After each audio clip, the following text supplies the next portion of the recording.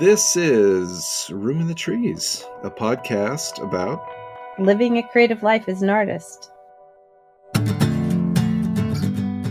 You know what I'm feeling more of, though? What? Is, fulfilled life. A fulfilled life, yes. I'm realizing that, like when I working up at the high school and just some of the things that have gone on there, like as a professional, as a employee, so many of the things that are fulfilling to me about teaching are not present there. And I think that to me is part of what we're trying to do here is not just help people be creative, but help people find fulfillment in that creativity. That's so true. This show is hosted by Sabrina Ward Harrison and myself, Trent Reynolds. You can find show notes and images and links at our website, roominthetrees.com. So you had the art show and then you also had the filming. How did that go?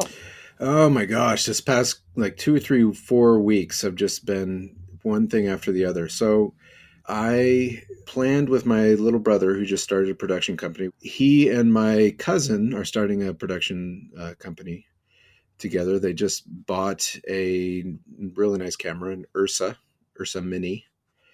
It's a Blackmagic camera, really cinema quality, really, really excellent camera. Anyway, they just got that and are testing it out. And so they came down here from Provo, Utah this last weekend. But it just happened that the only weekend that they had free was the weekend directly following the biggest stressful event of the year for the art department at my school, which is the annual art show. So it was on Friday, the art show at the school went up on Monday and Tuesday, was open from Wednesday through Friday, opening on Wednesday night, came down at Friday at the end of school at 2:30. And then Brent shows up at 3. Wow.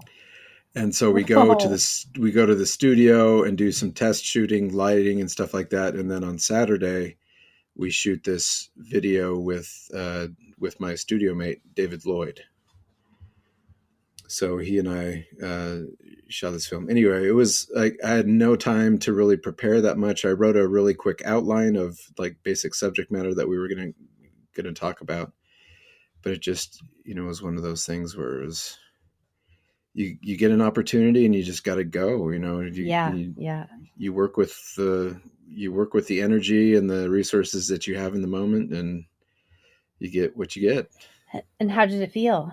It actually felt really good. And I don't know, because he's my brother, I guess there's more of a familiarity that I feel with him. And, I feel more comfortable asking him to be more involved, in the process. Does that make sense? Yeah. You hire somebody else, and there's always going to be that kind of professional distance, which is usually a really good thing, right? You want that kind of separation. But with family, I don't know, it really is a nice thing, especially when I'm still in experimental mode with this stuff. It's nice to be able to connect with camera person on that level. Yeah, what was kind of the vision for it with him? Based on what you and I have talked about, based on the collaborative paintings that we filmed when you were here, and just a lot of thoughts that I've been developing over the last 10 years, really, since I've started to try to make videos. I was really interested in taking this really high end compared to anything I've ever used camera and just experimenting with lighting and how you can use the actual filming as part of how the story is told. So just really exploring how the subject matter is being represented. I don't know. And then I went this morning up to La Cañada and sat down with my brother, and we talked about just some ideas on visually the type of coloring that we might want to use, color grading for the film, and types of text that might be, that could add to the tone of the film. And that was more or less the vision. The subject was starting. We decided just to take on a really easy, not easy, but specific Yeah. subject. So he's been teaching for many years, and I've been teaching for over 10 years, and we just basically went through some of the psychology and some of the practical um, barriers that get in between people and them starting to make work, and which is a topic you and I have also Oh discussed. But yeah. and then gave people just a couple really easy, low barrier to entry techniques of how to get started with materials that they have around them. Can you share one of those? Sure. Yeah. Well, I could share both of them really Yeah. very, very briefly.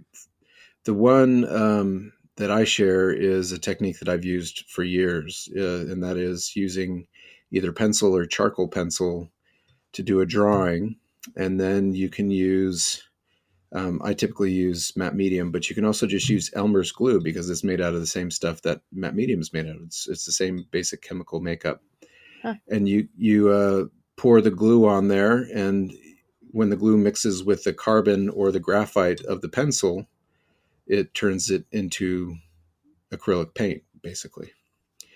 So you get this nice mixture between pencil line, that you get from drawing with a drawing implement, essentially, and then mixed with this kind of ghosty, transparent Oh, um, I had never heard of that. black pigment. And then if you, one step up from that would be just to add a little bit of white to your palette and start mixing into the mixture of the carbon and the matte medium, mixing in some highlights and value, more of a range of midtones and values. And what paper would you suggest people to use for that? Well, it depends on how aggressive you're going to be. Because you're adding something that's fairly wet. If you're going to be working in a sketchbook with fairly light paper, then you just can't be very aggressive with it without tearing through the paper, because once paper gets wet, it gets more fragile. So if you wanted, like, typically when I use it, I use a really thick either watercolor paper or printmaking paper. And what that does is it allows me to just scrub more aggressively with to mix the graphite in or the charcoal in with a matte medium, and it also allows me to then go and paint more layers on top without worrying about buckling and different deformities that paper can sometimes get if it's too Yeah. thin. But really, even if it's a sketchbook and you're just doing like a little graphite sketch, and then take a really like a small brush and just start painting in some matte medium. What it does is it seals that graphite drawing. If you put it on really or thicker and don't agitate the graphite as much, obviously it won't mix in with the matte medium as much, and it'll just seal the lines of the drawing. Right. Or if you want to scrub it a little bit more, it will wash the graphite off and mix it into the medium more. But what it does, it'll seal the graphite or charcoal drawing, and then you can do layers on top of it without the graphite then mixing into subsequent layers. Anyway, it's a technique that I've used a lot, and I love, because I like the mixture of the drawing and the painting, Yeah. vocabularies, as it were. Yeah. You kind of keeps it open. Mm-hmm. Yeah, and there's nice back and forth. You can kind of go back to the pencil and redo the process too. David showed just his basic approach to doing collage and talked about why collage is a great kind of point of departure. A low barrier of entry to use materials that you already have around you to just sketch, essentially, and get something down to respond to. What do you know anything about, as far that's interesting, when you mentioned that collage, with as far as usage goes, as far as copyright usage and stuff, a trademark, if you were to collage using from magazines and things like that, can you do that? Yeah. So the basic idea that I understand, and I have talked to lawyers about this specifically because I've had the question asked a lot in classes, and I personally have done collage, so I'm interested in it as well. It's pretty fuzzy. So if you were to make a collage using something that you got from a copyrighted source like a magazine, and it was that image, and that image had been incorporated into a larger piece of art, and it was obscured enough that it wasn't mistakable as the original image. Okay. Yeah. And you sold the original work of art, you're completely free and clear. Like you're not in danger. But if, for example, you were to use an image, it was not obscured very much, and looked fairly close to its original, you know, source, and then you made multiple copies of it. So there wasn't a single original work. It was something that was, like in a book, and you just Right. made thousands of copies and were selling copies. It's that reproduction of a copyrighted image that is more of a problem than having a single, original artwork that's created using copyrighted Okay. stuff. Because Does my that make students are sense? my students are asking that question as far as their books go, and I'm like, oh, I don't know. Yeah, I think there is and this is where I get into area that I'm not entirely sure about, but I believe there is something written into law where there's a percentage of alteration. So if it's like 10% alterated from its original, the original image, then it is technically a new work of art. But as far as what constitutes a 10% change, that gets a little bit dicey, because you could very well argue that just changing its context, is changing it, completely. But obviously, that could be argued. So there is a lot of kind of gray, mushy area there in terms of legality. But I think, again, if there is an original work of art and you're creating that and selling that, you're not in any dicey territory. Yeah. I have some sad news to report. I don't know if you heard through the grapevine that Lucy, my sweet dog of 10 Yes, I did years, hear that. died. Oh man. Yeah. And it's been a profoundly painful. I feel a lot better today. I picked up her ashes, but I've never had to put a dog down, and Mm. it happened really fast. It was just happened kind of. I just want to acknowledge it because there was so much support on social media and loving comments and personal stories, Mm. and I really appreciated that. It was shocking, and it kind of goes in waves, but not having children myself, and it's where all my affection and it's like there's a similar oxytocin connection with when a dog and a human, where the love is transferred between the eyes, and that connection is really deep. Mm-hmm. So it was just, she was healthy until she wasn't, and she had a clean bill of health 2 weeks ago, and I just knew something wasn't right, and I took her in and on Friday, and they did blood work. I guess on Wednesday they did blood work, got it back on Friday, and they said she's very, very sick. And I took her to the vet hospital that night, and the next morning, when I went to see her, I just knew she was ready to go. And I just, like, she'd been running and playing in the garden the day before, and then I was holding her in my arms and having to say, put the needle in her. I was just Mm. devastating. So That's horrible. it's amazing. Yeah, it just brought me right to my knees as far as you hear stories of people and their dogs, and then it's a real reminder about how powerful that connection really can be between. Mm-hmm. And I Well, and have a sweet other she's. dog, Rome, who, Mm-hmm. go ahead. I was going to say What were you going she's to say? been with you through a lot. There's a lot of life has been A lived in the lot. last 10 years. So. Yeah. And Rome has been with her every minute of every day for 10 years, except for maybe a few hours. So the two of them were just very bonded. So he's disoriented, but yeah, I felt like there was a way that she also said, she kind of was there till the point where she's like, you're good to go. So that was I just wanted to acknowledge that Mm. before. Oh, here comes Sam.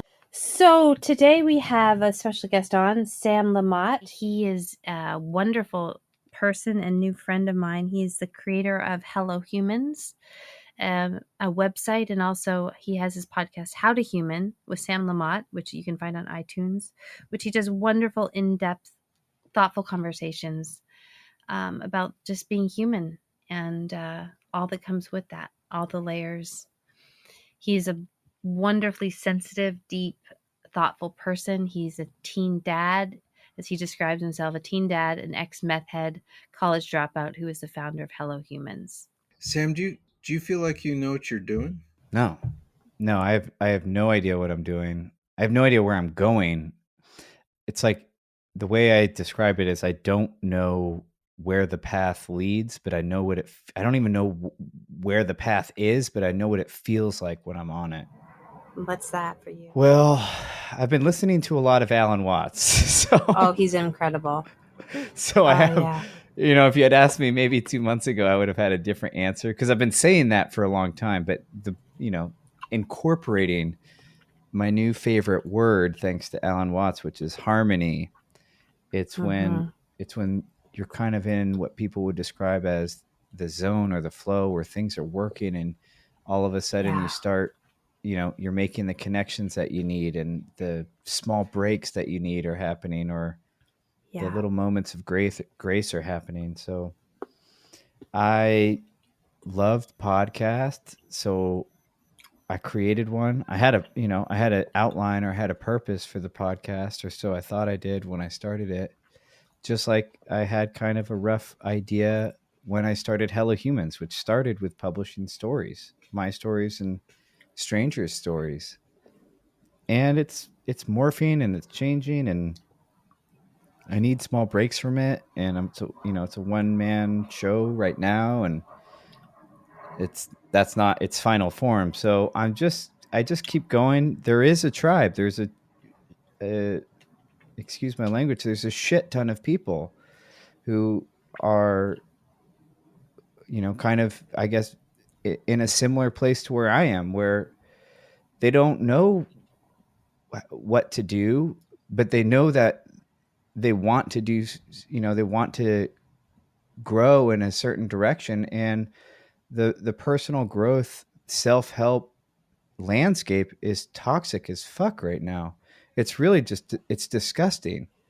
How would you describe what it is that's disgusting about it, or what are some of the things that rub you the wrong way, I guess? For me, it's the same way when somebody tells me that they know without a shadow of a doubt what God is. It's like, it's crazy because nobody knows what God is. And I respect all the religions, but to say, I know the Catholic God is the right God is,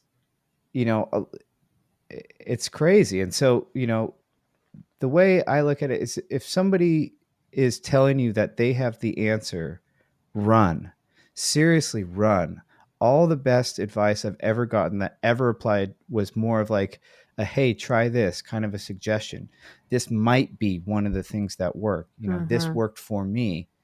And that's not what we're seeing these days. What we're seeing these days are 10 things to make your life better, or these simple 5 steps, or this will work. And a lot of it's bullshit. And I've gotten to meet a lot of really amazing people interviewing the people that I've interviewed. And let me tell you, if you just read a self-help book, you kind of have this idea that the person behind it is someone different. And when you go meet that someone, they're a human and they have human stuff. And, maybe they're harsh to their kid or something, or you see that they're just as human as you are.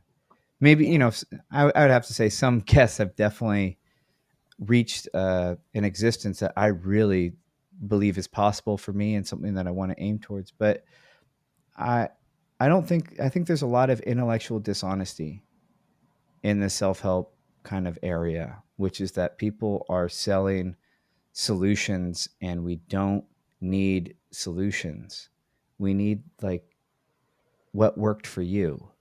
And we need it in that way. I think people need to hear that it's okay to find their own way, and they can take what they like and leave the rest. And if it doesn't work for them, to keep trying.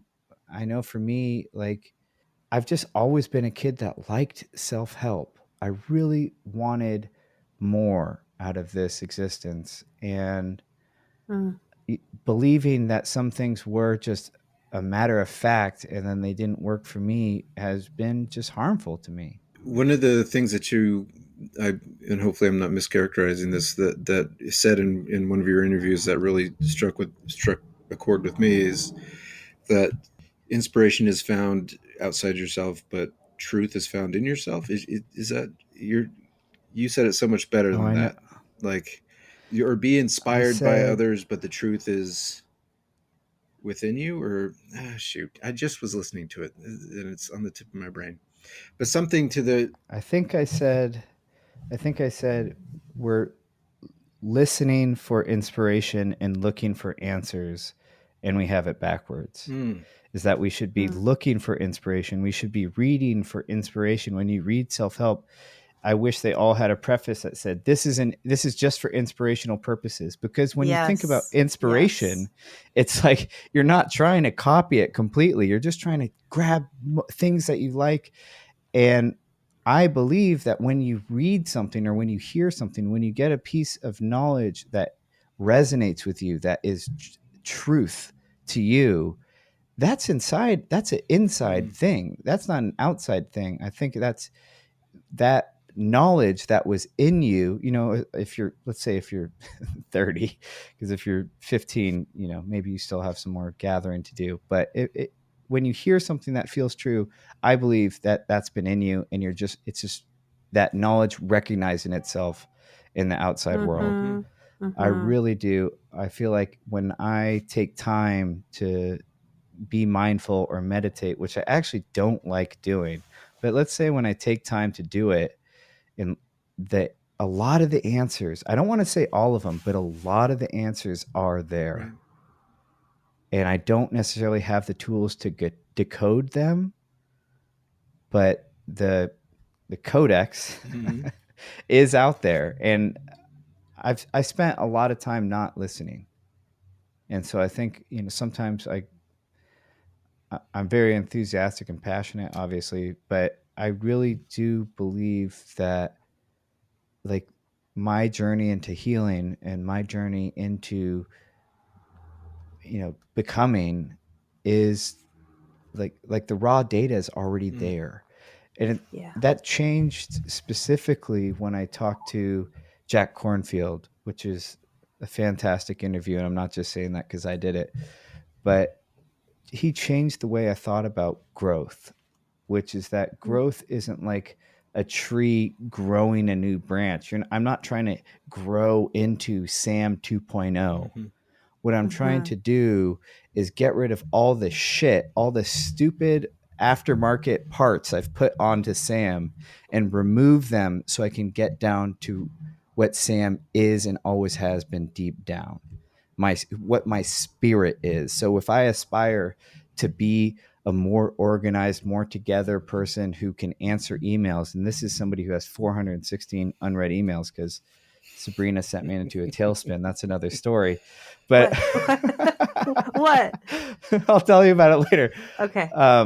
But that organized person is who I truly am. I just need to get rid of the stuff that I've added on top, like the belief that I'm not, mm-hmm, or Mm. the comfort in helplessness, because that's something I've realized, is that I'm very comfortable being helpless, or there's some kind of payoff to being helpless. Mm-hmm. I find my way Mm. there, and it could be me ignoring emails until they're overwhelming pile, and then, oh no, Yeah. I'm helpless. But Yeah. what's true is that I have had 20 minutes to clear 50 emails a day, no problem. I just didn't do it. And I think that's not, I think that's to get to mm, helplessness. Like, that's kind of my recent revelation, is my, I am continually creating these helpless experiences because I get some kind of payoff. I don't know, you know. right. Some kind of payoff Yeah. from the helplessness, or is it a release from accountability, or release from I think that's part like of it. I think what's the it's payoff? I think it's a release from accountability. I also think it makes me comfortable with all the mess I've created in my life. And I also think that I am terrified about getting knocked down. And, there's one easy way to prevent never being knocked down, and that's to be lying down on the floor. Right. Yeah. Yeah. So you just, oh man, you just said something that my brain is frantically trying to piece together. But in relation to kind of this thing that I've been chewing on today, and that is like, we always tend to look to other people to try to tell us who we are. You know what I'm saying? Like we look to projects at school, we look to guidance counselors, like just hungry for some kind of information about who we are. And we look for validation with grades and being able to check off all the boxes. Um, but like you were saying, like those answers aren't can't be given by somebody else. You can't find those answers. You can find inspiration, but ultimately the only way to answer those things is by deciding. And like that agency of Deciding. Yes. Deciding. deciding Totally. deciding to own what that is, that's already there, that I mean that can be developed and matured and added to, uh, but you're never gonna find that elsewhere. It's always gonna be right there. Amen. Amen, Trent. Yeah, I mean, here's one thing that I've been focusing on is trusting my intuition a lot more, Mm. and Mm-hmm. making those decisions, really prioritizing discernment and making hard decisions and Mm-hmm. believing them even if they're wrong. Because let me tell you, it's better to have made a decision and be wrong than to always be in this self-doubt, in this painful helplessness. And yeah, it's tough. I have always been somebody who asked for answers, and I think that's a beautiful skill to have, or place of, humility to have. But what you just described is like hardwired into us. I don't know if it's from society or if it's biological, but we want heroes, and we want people to be more than human and more than us, and to be smarter than us and stronger than us, and to save us. We want the billionaires, and we Yeah. want the geniuses to come save us. We want Elon Musk to solve our problems, Yeah. and we want Bill Gates to, create the solutions. And it's like, I don't think it's evil, but I think it's just like, if you're in a place to start instilling this in young people, which is that they need to learn to trust themselves, and need to learn that if they try and fail, that's so much better than never Hmm. doing anything. I'm like in a crazy DIY project right now where so much is going wrong. It's great. Well, I think that's kind of what I'm getting at, is like my frustration with these past 2 years being at high school is like, we're doing exactly the wrong thing. We are trying to tell these kids who they are. We're trying to dictate to them rather than helping them to decide who they are, or empowering them to make that decision, or at least pointing out the necessity of that for them to take accountability or responsibility for that decision. That I can't tell you, I can't give you that answer, and don't expect that of me. That's something that you've got to sit with and come to on your own. I feel like there's also this kind of middle place where I really relate to what you were saying, Sam, about like I for so long I felt like I didn't know, I was too sensitive. I didn't have the answer. There was someone else out there that had the answer, and I needed help. And I wasn't good at, like, I'm not good at organizing. I'm too right brained. I'm too sensitive. I'm Canadian. I'm just don't want to be intimidating. And just to step into like, okay, this is just actually who I am. I'm this and I'm this. Sam, is there a way that you would define or characterize the conversation that you're trying to have in your podcast? Like, I know you said you had some things in mind or a purpose for doing it. Is that something that you could verbalize? I feel like I want to make the type of content that I don't think anyone can change someone else's life. I think that's an inside job. And I think anytime somebody's life has drastically changed, there to credit with some help along the way, from other people. But what I'd like to create is moments of reprieve, like moments where you can breathe and where you feel like yourself for a moment, even if you didn't 5 minutes before. Like when you're walking down the street and you're in one of those like really shitty moods, one of those really awful attitudes, and everything's going wrong, and you walk past somebody who has like that contagious smile, and you get like a hit of it. You get like 30 seconds where you just catch it. And you might go right back to having the worst day ever. But those 30 seconds right there, that moment was magic. And with the conversations, I feel like as a host, what I bring to the table is I'm willing to be me. I'm willing to be flawed, and I'm willing to be imperfect. I'm not selling any life plans. I'm not, I'm not selling anything right now, at least, but I'm not selling anything. I'm not even selling an image that I know what I'm doing. And so if you don't know what you're doing, you have me trying to ask questions from a similar place where I pick people that I think are doing one thing right in life, and they could be totally screwed up in other ways, but I think that they've got a handle on one thing that's really nice. I think that when they do it in their own lives, it's something beautiful, and I want to highlight that. But it's really about two humans connecting, and they just happen to be exceptional humans. And there are connections that I didn't anticipate, like J.R. Rhodes, who's one of the more recent interviews, is a street musician, or she was the highlighted featured musician at the Seattle airport. She was playing in the Seattle airport, and we just connected. And I had her on the podcast. And the episode was fantastic. That was like two artists mid struggle, not on the mountain, not looking back down from the top of the mountaintop and trying to congratulate themselves about how they got up the mountain, but really just on the trail trying to figure out how to keep going. Mm-hmm. And Paul Williams, who is another guest of the podcast, the Oscar-winning composer and Grammy-winning composer, both, he heard the podcast and invited her down to ASCAP, which is the songwriters convention, put her in touch. One of her songs she's working on got some help and got worked on by Daryl Brown, this incredible producer. She got co-writing opportunities with other great writers who are kind of more established than she is. And she got to get this trip that is like, world-class inspiration, and got to make connections that are really going to help in the long run. And that happened because of the podcast. Like that's a little thing. I don't necessarily know what the outcome of every episode is. I don't have a list of questions when I start, but I know one thing I admire about the person, and I know where it might go, and we just do the deal. And four people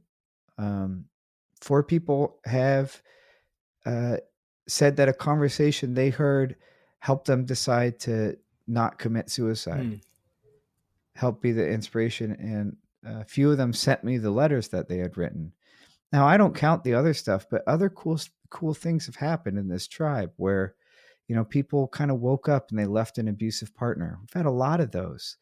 Or a therapist said, I had a client I couldn't quite reach, and I knew that this would help, and I sent him home with it, or I sent her home with it, and they came back and they got something out of it. And so everybody draws their own meaning from these types of things. But I think that the overall theme is vulnerability. I think every guest or almost every guest has been willing to meet me there, has been willing to put a little bit of skin in the game and, drop the image. Speaking of Paul Williams, we recorded an hour, and afterwards he looked at me and he said, we need to do that completely over from scratch. Wow.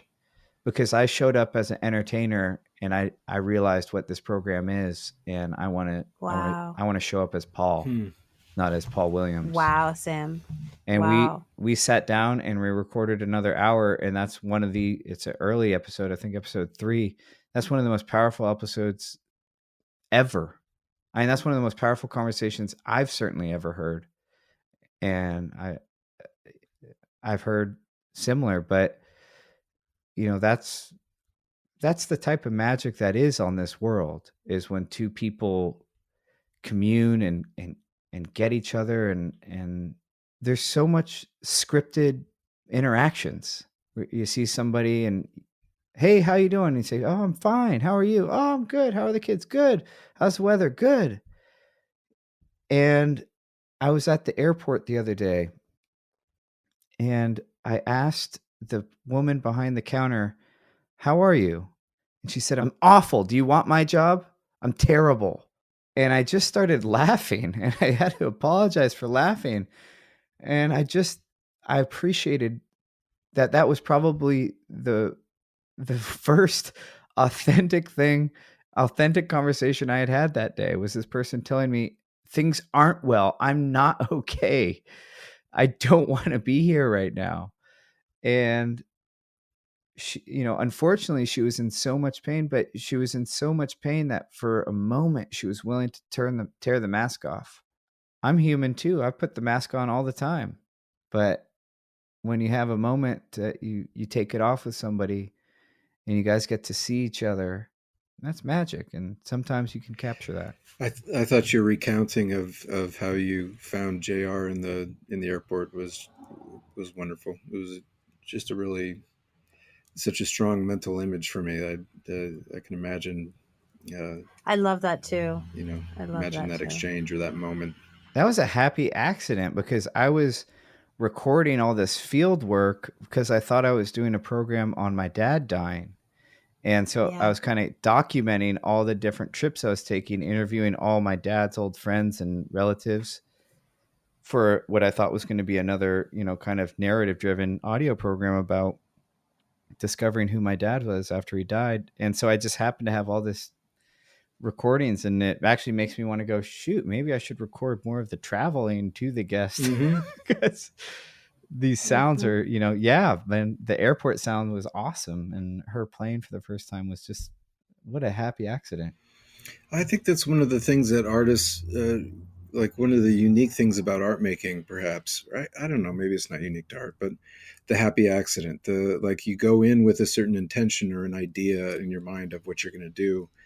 And then the art can tell you or dictate something new, you know, that you are surprised and delighted by, and or that is a direction that you would have never chosen.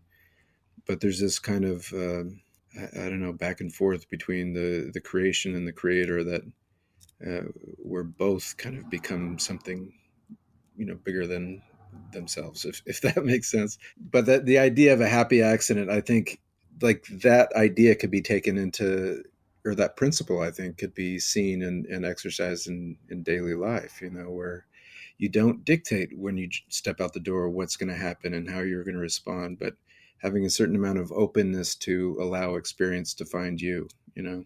I think that's something that I love about art that I would love to teach to kids.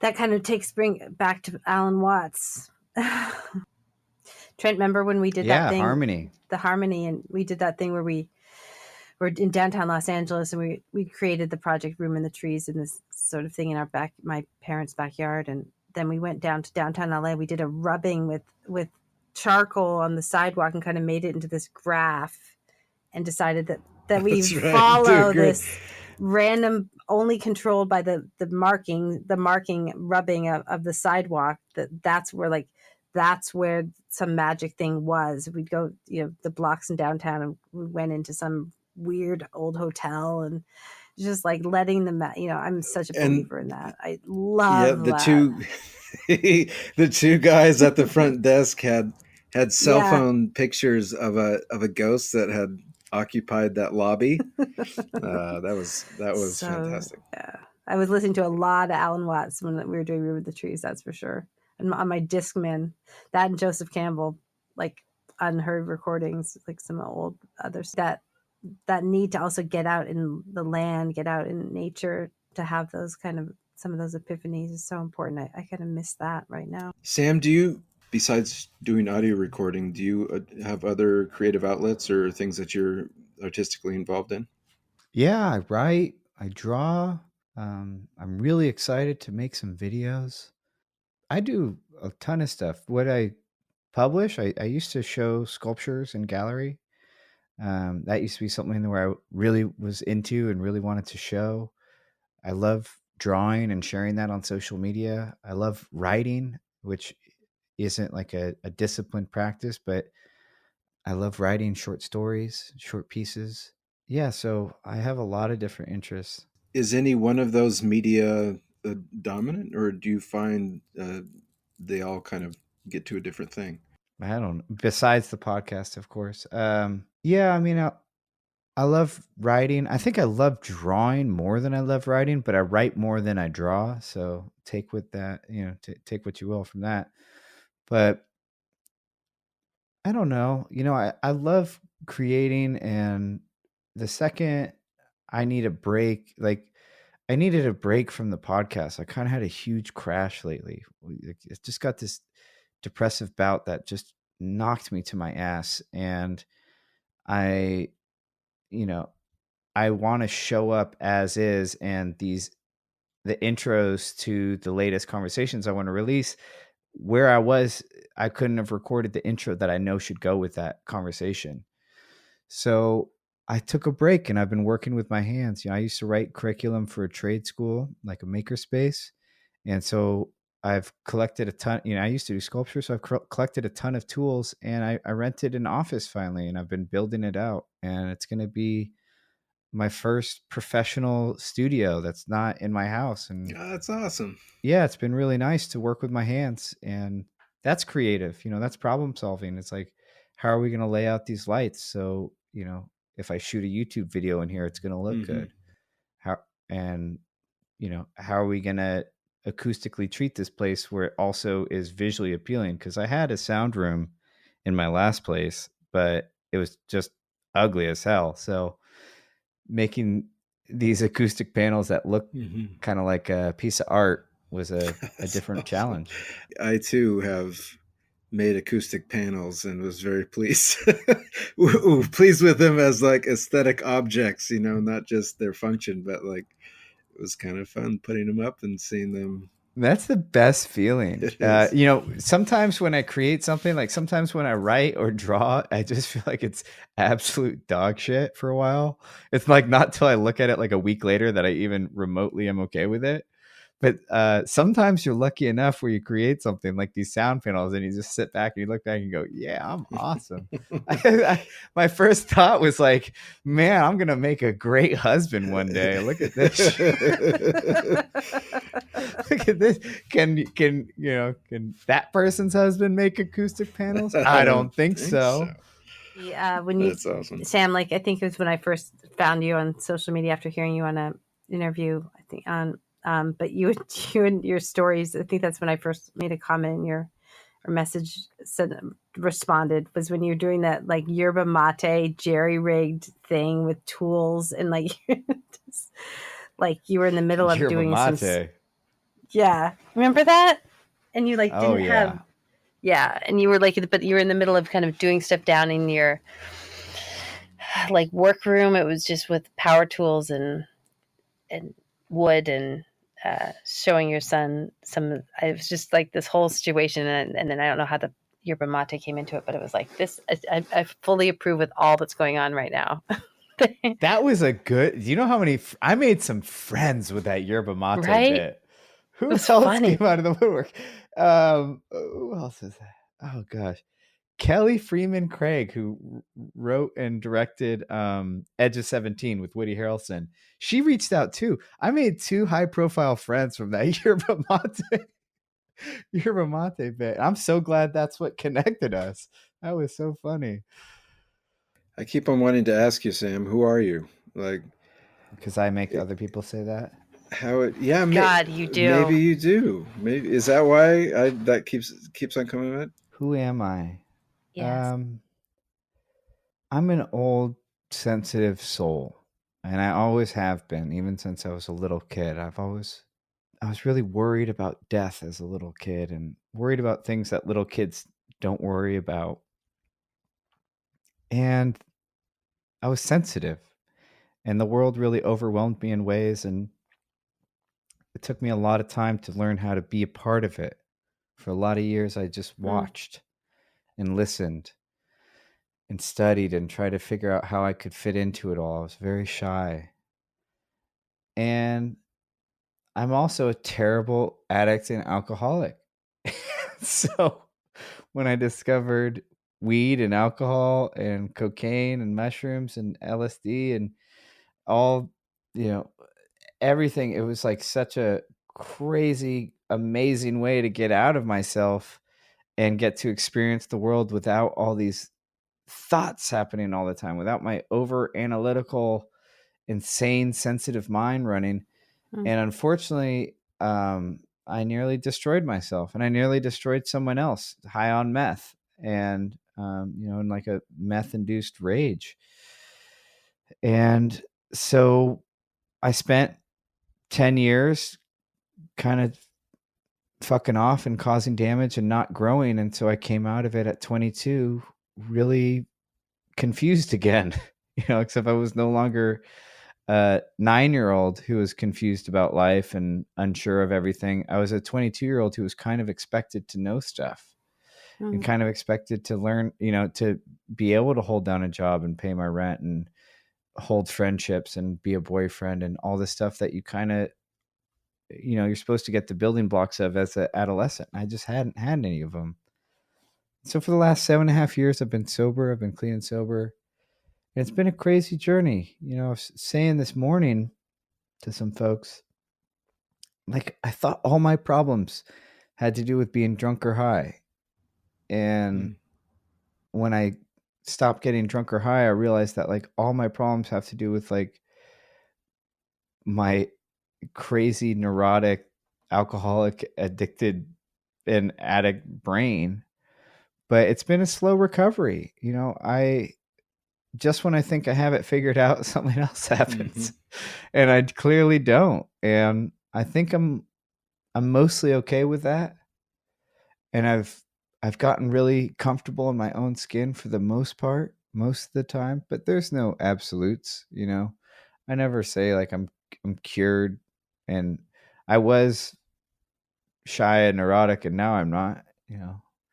But I've I've learned how to be in the world a bit more, and I enjoy what I've learned. And life is still also complex and painful at times. I was just saying, I really got my ass handed to me for the past year. I've been mostly unmedicated and really, seeing how far I could push the bar with diet and exercise and sleep and, meditation and all this stuff. And I'm really proud of what I was able to do. I really did push the bar, but I got hit by a big one. And so I'm back on antidepressants, and part of me feels like, oh, I failed. And I don't think that's true, No. but I don't know if that answers your question. Mm. I like to make things.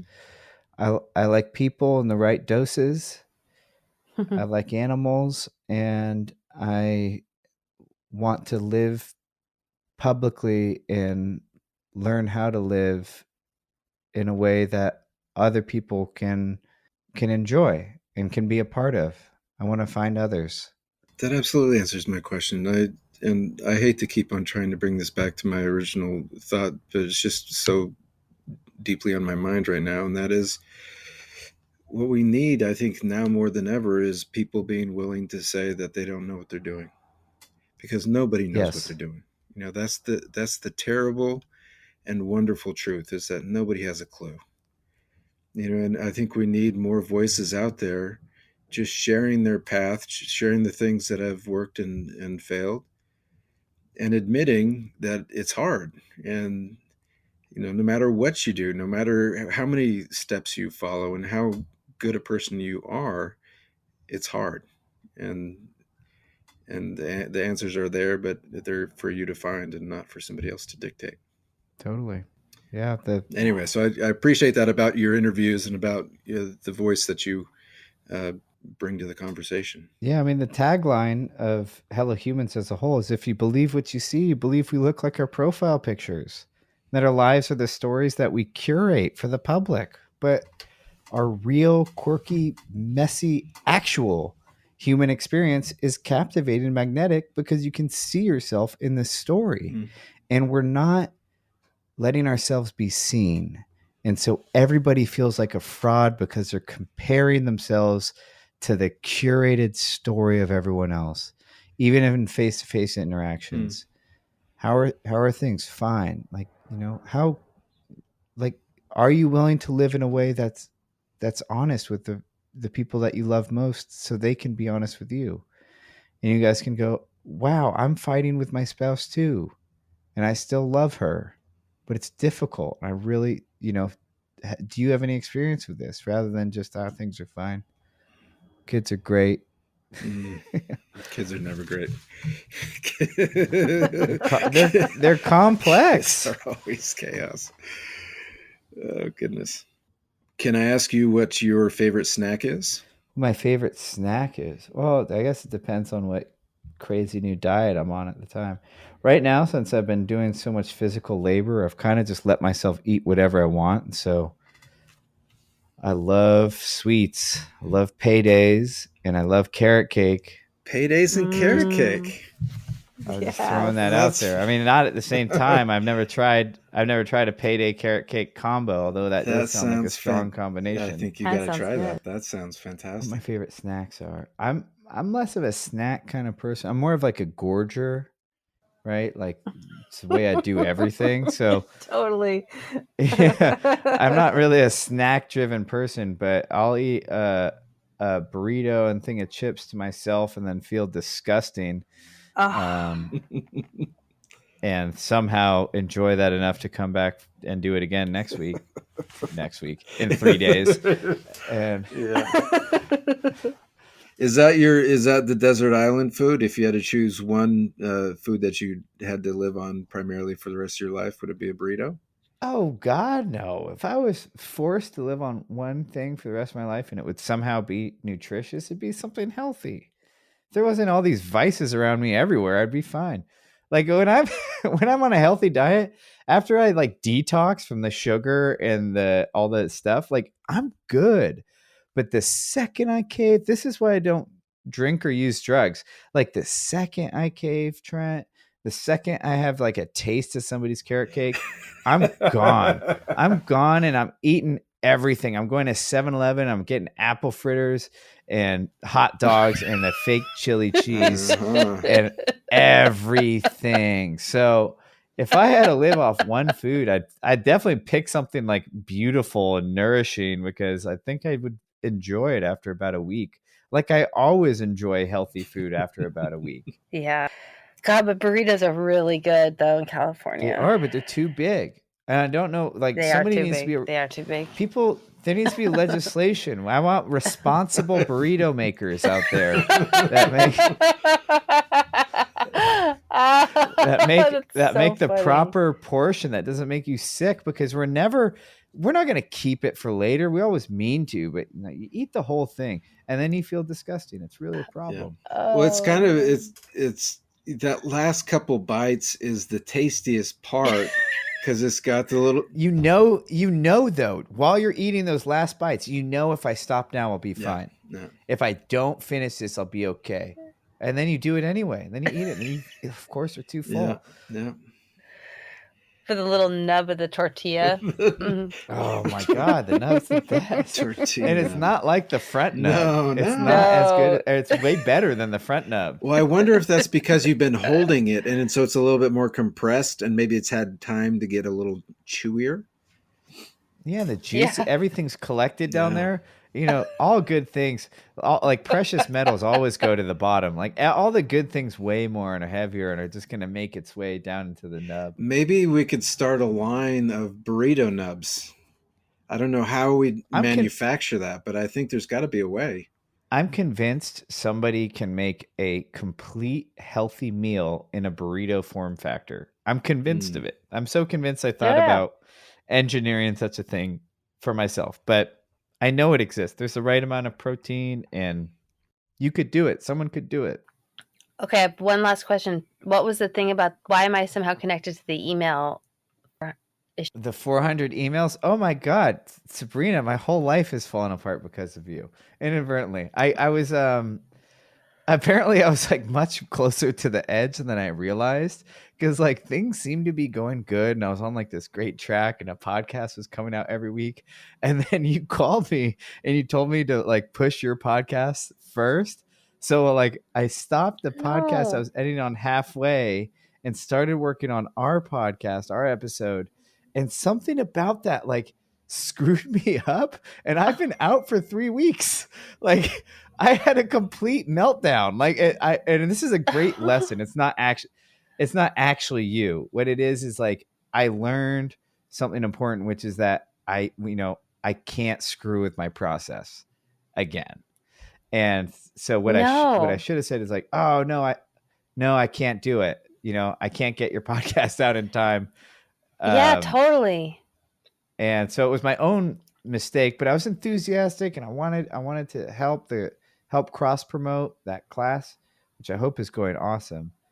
But what happened is I had a system that was working, and apparently it was built very fragile. And it got thrown off, and it triggered, I guess, some stuff that's been there, because I rarely think it's what triggers it is the actual problem. Rarely do I think that. So I think that if you get infuriated at somebody, like that was just like that rage was kind of there, Yeah.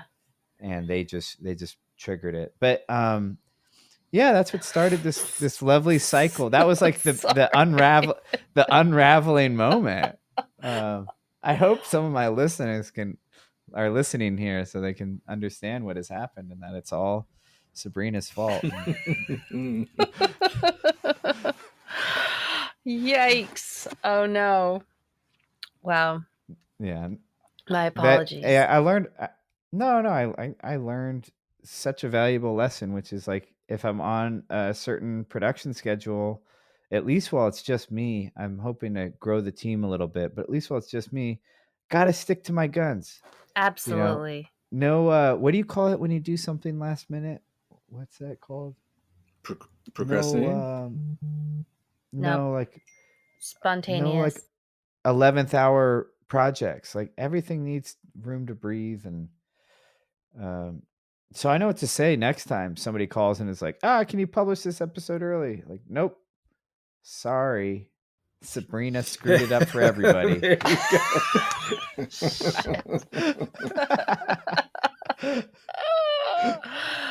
Oh, well. No, I did not know that it was I didn't realize that it was off it was in a different order than that. I just assumed it was the next one you were doing. So I totally apologize. No apology necessary. I have an amazing audience because I've been very clear that I'm emotionally unstable. So, people are really forgiving of my current form. Yeah. It's one of the wonderful things about podcasting, I think, is it kind of sets up a different relationship with your audience. Like, I don't know, I feel like it's more personable and more gracious, or, people are willing to give you a little bit more space. It's so good for introverts too, like us. Trent and I. Well, thank you so much, Sam. And so let's just make sure we have what information do we need? So you are at Sam Lamott. Do you want to give us your scoop just so we have all the language? When I'm emotionally well, I'm on Instagram, and I'm at Sam Lamott or at hellohumans.co. There's websites and there's the things, and you can Google me and find all that stuff. But that's where I am when I'm well. And they can find your podcast on iTunes. Oh yeah, and I have a podcast. It's called How to Human. It's everywhere but YouTube. I haven't figured out how to get it on YouTube yet, but it's on Spotify, it's on iTunes, it's on Google Play, all of the things, all of the places. Well, I'm excited to see what you do in your new studio space. It's I don't know, such a fun thing to start setting up and getting into. Oh man, I can't wait to show it off. I can't wait for it to be over now. Now I've been doing it for like a week straight. I'm like, all right, enough working with my hands. I'm ready to do computer work again. Well, good luck with that. Sounds like a great project. Thank you. We'd like to thank Sam for a wonderful conversation. I wanted to take a moment to give a quick shout out to a specific episode on how to be human. If you are looking for a place to start with Sam's podcast, I would recommend the episode with Jack Conte, who is the founder of Patreon. They had a conversation that I was really blown away by, so I'd recommend that episode. And thank you, Sam, for the time, and great to meet you and talk to you. Thank you, Sam. We'd love you to take a moment and leave us a review on iTunes. You mean a lot to us. And Patreon. We would love it if you went and subscribed at Patreon and show your support there. Thanks, Sam, and we will see you guys next week.